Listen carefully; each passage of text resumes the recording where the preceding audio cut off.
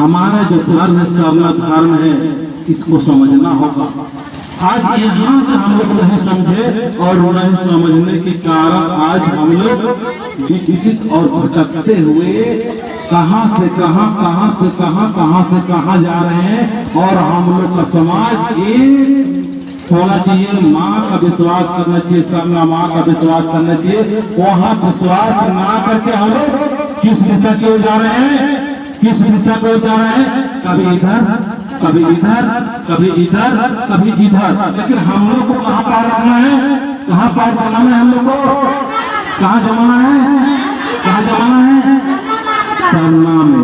कहाँ जमाना है, सामना में। जब हम जमा देंगे सामना में, हम लोग अपने पाए को स्थित कर देंगे और सामना माँ का नाम लेंगे, धर्मेश का नाम लेंगे और इसका जब विनती और भजन और प्रार्थना करेंगे और सुंदर सुंदर बातें करेंगे, तब हमारे समाज सुधार हो।